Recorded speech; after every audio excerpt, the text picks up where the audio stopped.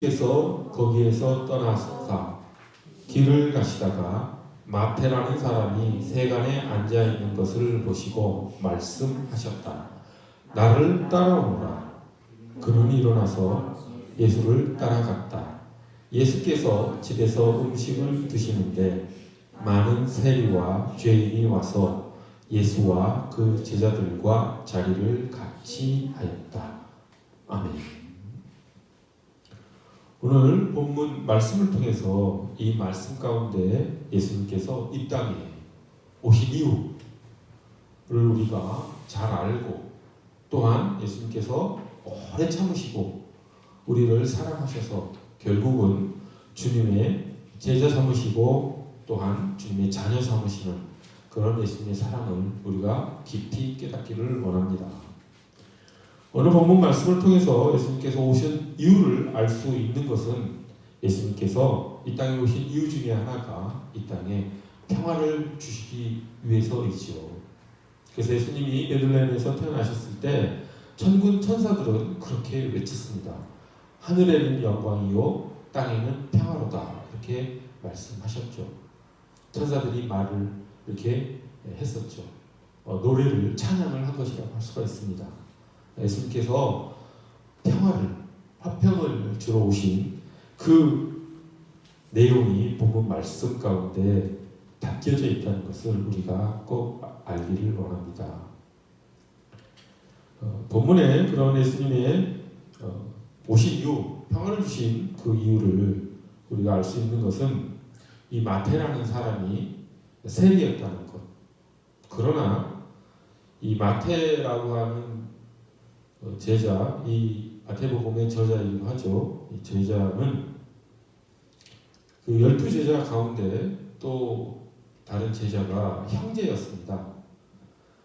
그건 어떻게 알 수가 있냐면 마가복음, 누가복음에 보면 이 병행 구절이 있죠. 본문 말씀과 똑같은 상황을 서술한 병행 구절이 있습니다. 그런데 우리가 오늘 합독한 마태복음에는 마태라는 사람이 세간에 앉아 있는 것을 보시고 예수님께서 말씀하셨다, 이렇게 나와 있는데, 마가복음에는 알페의 아들 레위가 세간에 앉아 있는 것을 보시고 말씀하셨다, 이렇게 되어 있습니다. 즉 마태가 알페오의 아들인 것이죠. 이름은 레위였습니다. 그 레위가 마태인 것이죠.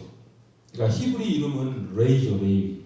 그런데 이제 헬라어 이름은 그리스 이름 마태입니다. 마치 시몬이 베드로로 이름이 바뀐 것이고 또 사울이 바울 된 것과 같이 마태는 레이였던 이름이 예수님을 만나고 나서 마태로 바뀐 것이죠. 그런데 이 마태는 하나님의 선물이라는 뜻을 가지고 있습니다. 그래서 이 마태라는 인물이 알페의 아들 레이랑 같은 인물이구나 라고 하는 것을 알 수가 있죠. 그런데 예수님의 12제자 중에는 알페의 아들이 또 한 사람이 있습니다. 알페의 아들 야고보죠. 그래서 우리는 이 마가복음과 마태복음 병행 구절을 통해서 야고보와 마태가 형제구나 라고 하는 것을 우리가 알 수가 있습니다. 성경에는 야고보라는 이름이 아주 많죠. 세베대의 아들 야고보도 있고 예수님의 동생 야고보도 있고, 또 오늘 우리가 마태의 형제인 알페의 아들 야고보도 있습니다. 그런 여러 야고보 중에서 알페의 아들 야고보는 알페의 아들 레위, 즉 마태와 형제였다는 것이 오늘 주님께서 이 땅에 오신 이유가 평화를 주러 오셨다라고 하는 것을 깨달을 수 있게 하는 그런 열쇠가 됩니다. 우리가 잘 알다시피 마태는 세리였죠. 세리 중에서도 세리장이었습니다. 아주 부유한 사람이었습니다. 그러나 마태가 그렇게 부유한 부를 쌓고 세리장이 되기 위해서는 마태는 이스라엘 백성들에게 몹쓸 짓을 할 수밖에 없었지요. 당시 세금은 두 종류가 있었습니다. 고정세라고 해서 정해진 세율에 따라서 걷는 세금이 있었고, 또 이 마태가 책임을 맡고 있는 이 세관, 당시 마태는 가버나움이라고 하는 교통의 요지에 세관에 자기 직장이 있었던 것이죠. 그래서 세관을 통과할 때 바치는 세금은 일정한 세율이 있었던 게 아니에요. 그래서 마태의 재량에 따라서, 마태의 마음먹기에 따라서 고율의 세관을 부과할 수 있는 것이죠. 그래서 아마 동족들에게, 이스라엘 백성들에게 많은 세율을 부과해서 자신의 부를 쌓았을 것입니다. 그렇지 않으면 세리장이 될 수가 없죠. 그래서 그렇게 거둔 세금을 로마에다 바치고 또 자기의 부를 쌓고 하는 그런 인물이었던 것이죠. 그러니 이 마태가 얼마나 동족들에게 미움을 받았겠습니까? 당시 세리는 이스라엘 백성들에게 거의 살인자 취급을 받았다고 합니다.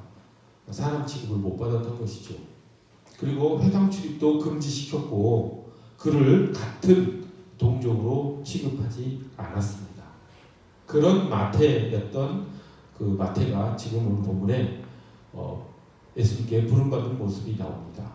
그런데 한편 알페의 아들 야고보, 즉 마태의 형제인 야고보는 열심당원이었습니다. 성경에 명확하게 나오진 않지만 초대 기독교 전승에 따르면 이 알페의 아들 야고보는 열심당원 중에 한 명이었다. 우리가 확실하게 열심당원인 사람이 예수님의 제자 가운데 있는 것을 알 수가 있죠. 12명 제자 목록에 열심당원 시몬이 확실하게 있었습니다. 그리고 가룟 유다도 열심당원인 것으로 추측이 됩니다. 그와 같이 알페의 아들 야고보 또한 열심당원이었다고 초대교회를 통한 전승으로 우리가 알 수 있는 것이죠. 그렇다고 한다면 열심당원인 야고보와 로마의 명을 받아서 동족의 고혈을 짜내는 마태가 한 형제였다라는 것을 우리가 알 수가 있습니다. 이 얼마나 기가 막힌 그런 관계입니까? 한 아버지 알페의 스라에 이렇게 매국노와 독립투사가 함께 지금 있는 것이죠. 그런데 그 둘이 주님의 제자 가운데 또 들어왔다라고 하는 것은 정말 사람이 상상할 수 없는 그런 지금 사건이 벌어진 것이라고 할 수가 있습니다. 우리가 좀 더 이들의 관계가 어땠는지를 실감나게 알 수 있는 것은 우리 한민족은, 우리 대한민국 사람들은 그래도 많이 공감할 수가 있죠. 왜냐하면 우리는 일제시대를 겪었기 때문에 우리가 직접 겪지는 않았지만 그래도 우리가 초등학교 때부터 배웠던 그런 교육 때문에 일본이 얼마나 잔악하게 우리 민족을 괴롭혔는지를 잘 알고 있습니다. 그러니까 그런 경험을 바탕으로 이 마태와 야고보의 관계를 보면 마치 일본 순사와 그리고 독립군이 함께 지금 한 형제로 지냈다라고 하는 것을 우리가 상상할 수 있죠. 일본 순사 독립군을 잡아서 고문하고 감옥에 보내고 죽이기까지 하는 그런 일본 순사와 조국의 독립을 위해서 투쟁했던 독립군이 한 형제였으니 그 둘의 관계가 어떻겠습니까? 오히려 형제였기 때문에 보통 사람들의 관계보다도 더 적대적인 관계였을 것이라고 생각이 됩니다. 자기 형이, 자기 동생이 자기와는 완전히 다른 사상을 가지고 살아간다고 하니 얼마나 둘 사이는 적대적인 관계였겠습니까? 그런데 예수님께서는 이 마태와 야고보를 한 무리 가운데로 부르십니다. 그것이 무엇이겠습니까? 평화를 하나님께서, 주님께서, 예수님께서 이들에게 준 것이지요. 마태와 야고보가 한 제자 무리 가운데 있었다라고 하는 것은 결국 그들의 적대 관계가 깨어지고 그들의 적대 관계가 무너지고 이제 화평의 관계, 평화의 관계가 되었다는 것을 우리가 알 수 있는 것이죠. 그 일을 누가 이룰 수 있겠습니까? 그것은 오직 예수님만이 이룰 수 있는 일이라고 저는 생각을 합니다. 예수님께서 이 땅에 오신 이유가 우리가 모두 살펴봤지만 하늘은 영광이요 땅에는 평화라고 하는 그런 목적으로 이 땅에 오셨습니다. 그 생생한 현장이 마태와 야고보 관계에서 우리가 볼 수 있는 것이죠. 예수님께서 어떻게 이 땅에 평안을 주시는지, 깨어진 인간관계를 어떻게 회복시키시는지 주님께서는 이 마태와 야고보의 관계를 통해서 우리에게 보여주시고 있는 것이죠. 우리 인간은 아담이 타락한 이후 죄로 인해 하나님과의 관계가 깨어졌습니다.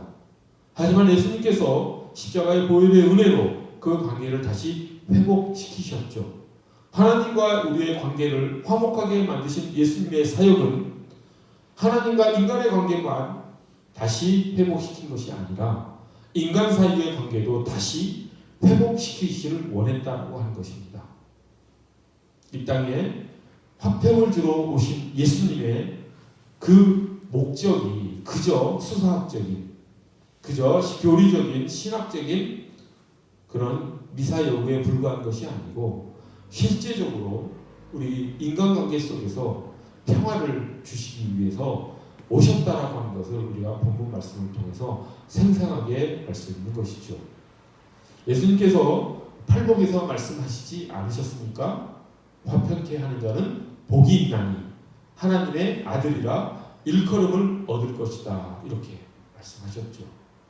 깨어진 인간관계를 회복시키지 않고는 우리가 하나님의 자녀로서 온전히 살아갈 수 없다라고 하는 말씀을 또 예수님께서 이렇게 말씀하신 것이라고 볼 수가 있습니다. 하나님과 우리가 화목하게 되었다면 죄로 인해 하나님께 나아갈 수 없었던 우리가 예수님의 보혈로 다시 회복되었다면 당연히 인간 사이에 깨어진 관계도 회복되어져야 될 것이라고 믿습니다. 예수님께서는 그것을 위해서 십자가에서 피 흘리시고 우리에게 은혜와 사랑을 베푸셨다는 것을 우리가 꼭 깨달았으면 좋겠습니다. 그런 평화의 삶이 우리 삶 가운데 임하기를, 그것이 우리의 힘이나 노력에 의해 되지 않는다는 것을 우리는 잘 알고 있습니다. 주님의 은혜로, 주님의 능력으로, 주님의 사랑으로 그런 평화의, 그런 인간관계, 또 하나님과의 관계가 회복되어지고 하나님의 사랑 가운데 살아가는 우리 모두가 되기를 간절히 소원합니다.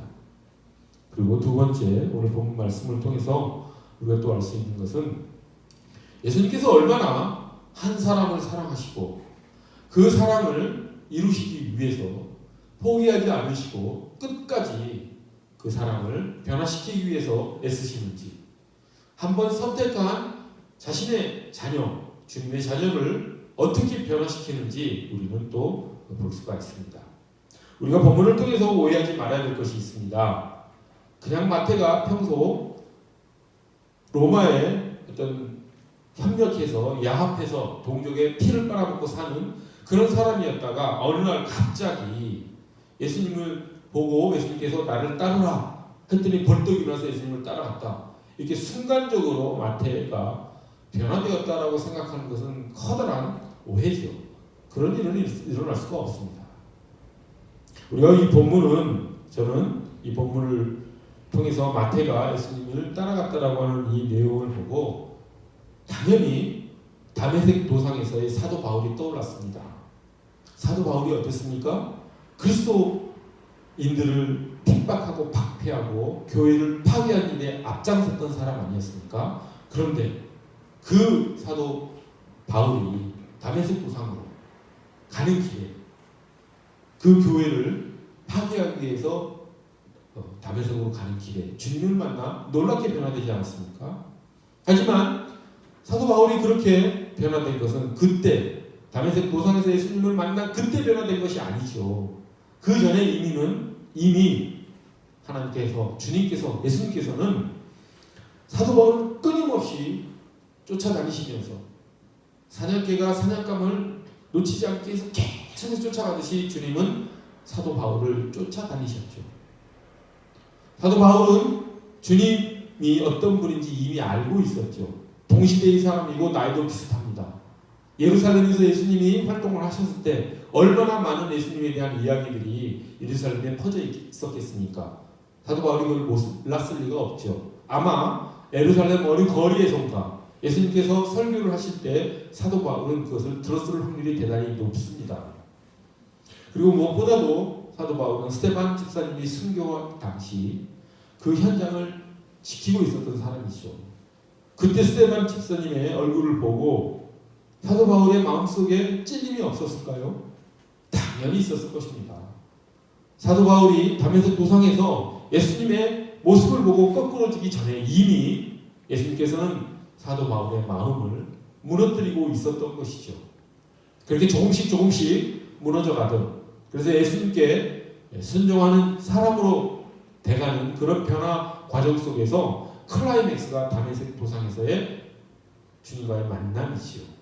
그 만남은 하나의 계기였을 뿐이고 그 전에 이미 주님께서는 사도 바울을 끊임없이 추격하고 있었다고 하는 것. 그래서 주님께서 사도행전에서 그렇게 말하지 않습니까? 내가 뒷받질하면은 너의 그 발만 아플 것이다. 가시체를 가지고 황소를 길들이는 그 농부가 그 황소에게 가시체를 가지고 휘두르면 그거에 반항하면 그 황소만 아플 뿐이다. 내가 내 말을 계속해서 그렇게 거부하면 너에게 고통일 뿐이다 라고 그렇게 말씀하시지 않으셨습니까? 그 이유가 무엇이겠습니까? 예수님께서 끊임없이 농부가 황소를 길들이듯이 주님께서 사도 바울을 길들이고 다메섹 도상에서 결국 무너뜨리게 하신 주님의 은혜를 우리가 알 수가 있습니다. 동일하게 마태에게도 하나님께서는 역사하셨다고 하는 것이죠. 마태가 이 순간 예수님을 처음 보고 예수님이 나를 따르라 하는 말씀에 그냥 일어서서 갔다라고 하는 것은 말도 안 되는 일입니다. 우리가 충분히 상상할 수 있는 것은 이 당시 마태의 세관은 가버나움에 있었습니다. 가버나움이 어디입니까? 예수님이 공생애를 시작하신 곳 아닙니까? 예수님은 베들레헴에서 태어나셨죠. 우리가 잘 알고 있습니다. 베들레헴에서 태어나셔서 이집트로 피신하셨다가 다시 유다 지방으로 들어왔는데 그 유다 지방의 왕이 헤롯 아켈라오가 헤롯 대제의 그 상속을 받아 그 지역을 다스리고 있다는 소식을 요셉이 듣고 아버지 요셉이 듣고 다시 갈릴리 지방 당시 헤롯 안티파스가 다스리고 있던 그 지역으로 올라갑니다. 원래 요셉과 마리아의 고향이었던 곳이기도 한 나사렛이죠. 그래서 예수님은 유년 시절, 어린 시절과 유년 시절을 나사렛에서 보내십니다. 그래서 나사렛인이라고 하는 그런 나사렛 예수라고 하는 그런 칭호를 예수님께서 듣기도 하시죠. 하지만 예수님께서는 그 나사렛에서 유년 시절과 청소년 시절을 보내시다가 가버나움으로 이사하십니다. 그리고 그 가버나움을 중심으로 해서 예수님께서는 주변 베세다, 고라신 이런 지역에서 많은 이야기를 해주시고 그들을 가르치시고 또 그들에게 기적을 보이시면서 공생의 활동을 거의 대부분을 그 지역에서 행하십니다. 그렇다고 한다면 가버나움이라고 하는 것은 마태와 예수님이 접촉할 수 있는 접점이 되는 장소였던 것이죠. 최소한 마태는 예수님이 어떤 분이라는 것을 이미 알고 있었던 것이죠. 오늘 본문에 만난 이전에 예수님께서 어떤 말씀을 해주셨고 어떻게 사람들을 가르치시고 어떤 기적을 베푸셨고 어떻게 사람들을 인도하시는지 마태는 이미 다 듣고 있었던 것이죠. 마태라고 해서 마음속에 찔림이 없었겠습니까? 본인이 로마 제국에 협력을 해서 동족의 고유를 짜서 자신의 부를 쌓는 자신의 삶을 돌아보지 않았겠습니까? 짐승이라고 할지라도 자기가 한 잘못은 알기 마련인데 우리가 강아지들을 보면 알죠. 강아지들도 잘못을 하면 이렇게 뉘우치는 그런 태도를 취하고 그런다고 합니다. 강아지들도 그런데 마태라고 그러지 않았겠습니까? 그런 양심의 가책을 느끼고 살다가 예수님에 관한 소문을 들었을 때 마태는 어땠겠습니까? 아, 나도 저분을 만나고 싶다. 나도 저분을 통해서 나의 삶이 변화되고 싶다. 라고 하는 생각이 없었겠습니까? 저는 당연히 있었을 것이라고 생각을 합니다. 조금 더 상상의 나를 펼쳐보면 마태가 그 가버나움에서 예수님을 만나지 않았겠습니까? 저는 만났을 확률이 대단히 높다고 봅니다. 마태가 예수님의 설교를, 예수님의 이야기를, 예수님의 비유를 듣지 않았겠습니까? 당연히 들었을 것이라고 생각을 합니다. 그리고 예수님께서 말씀하시는 그 이야기 속에, 그 비유 속에, 그 가르침 속에 자신이 앞으로 가야 될 삶의 방향이, 삶의 목적이 있다는 것을 마태가 몰랐을 리가 없습니다. 그렇게 주님께서는 마태를 조금씩 변화시키고 계셨다고 하는 것. 마치 주님께서 사도 바울을 변화시키기 위해서 그렇게 애쓰셨던 것처럼 주님은 마태를 변화시키기 위해서 그렇게 마태의 뒤를 쫓으셨다고 하는 것을 우리가 상상할 수 있어야 합니다.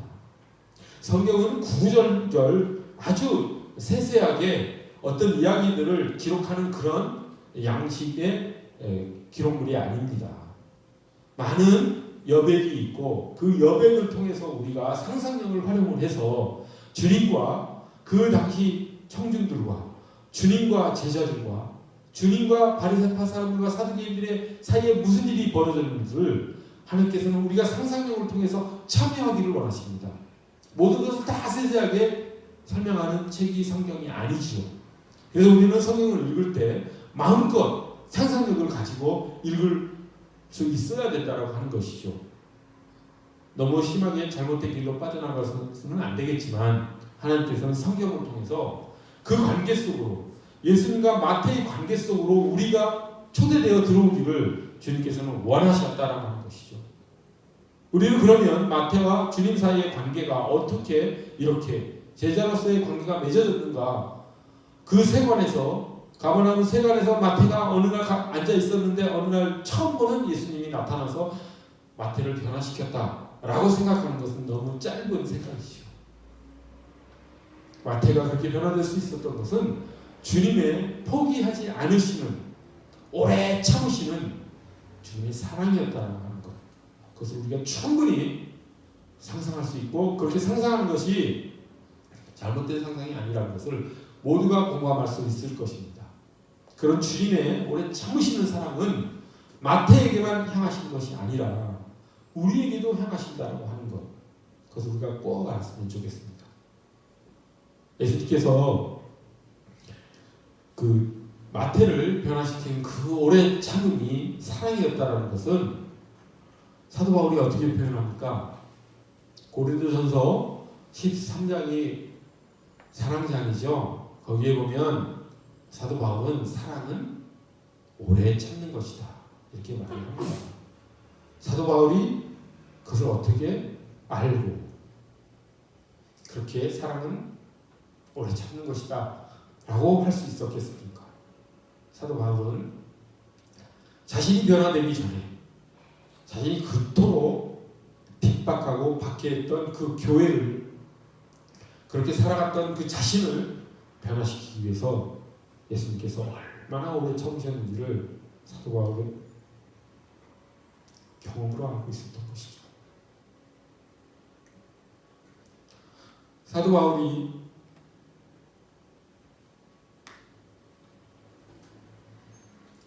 사랑은 오래 참는 것이다 라고 하는 그 글을 쓰기 위해서 주님의 사랑을 얼마나 깊이 느꼈는지 우리가 깊이 깨달았으면 좋겠습니다. 그 사랑이 사도 바울에게 마태에게 입었던 것이고 마태는 그 사랑에 굴복한 것이죠. 우리도 그런 주님의 사랑에 굴복하며 살아갔으면 좋겠습니다. 기도합시다. 사랑의 하나님, 하나님께서는 오래 참으시고 우리를 사랑하시어 우리를 변화시키기를 원합니다. 하나님, 우리 모두 그 사랑에 굴복하고 그 사랑에 순종하는 삶을 살아갈 수 있도록 주님 저희를 인도하여 주시옵소서. 하나님께서 원하시는 것은 이 땅에서의 평화임을 저희가 또한 알게 되었습니다.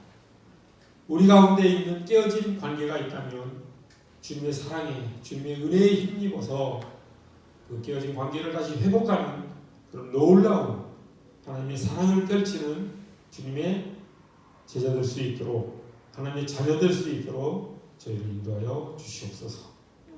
감사드리며 예수 그리스도의 이름 받들어 기도드립니다. 우리